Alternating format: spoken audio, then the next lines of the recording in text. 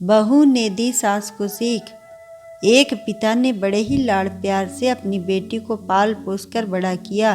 सर्वगुण संपन्न होने पर पिता ने अपनी पुत्री का विवाह उसको विदा भी कर दिया।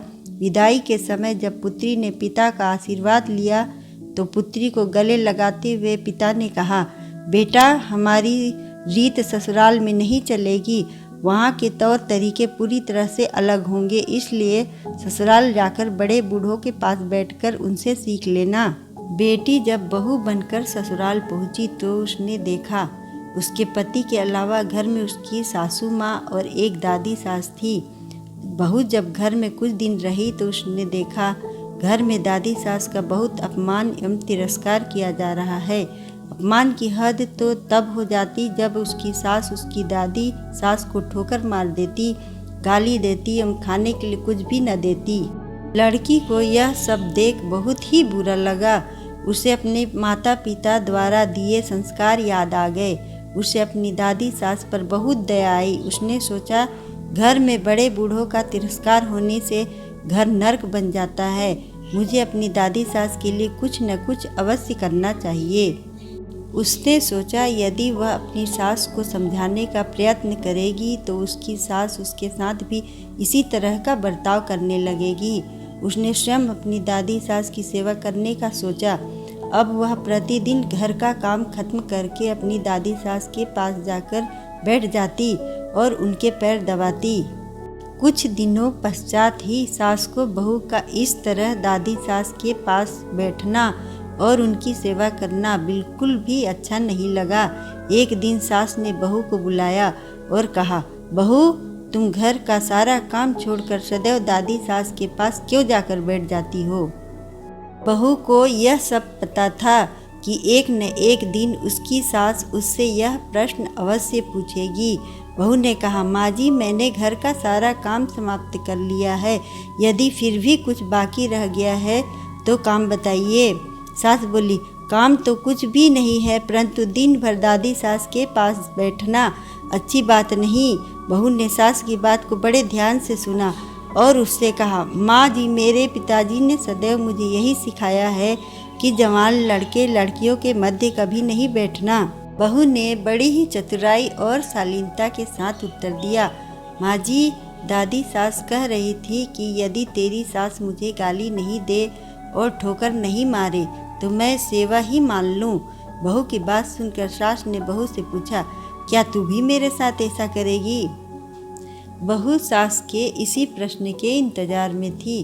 बहू ने कहा, माँ जी, मुझे पिताजी ने बड़ों से घर के रीति रिवाज सीखने को कहा था।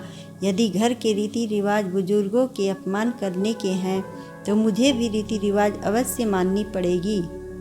बहू का उत्तर सुनकर सासू माँ को अपने भविष्य की चिंता सताने लगी।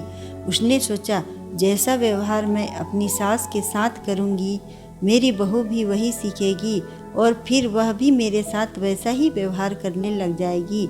सास अब दिन भर इसी बात के विचार में रहती।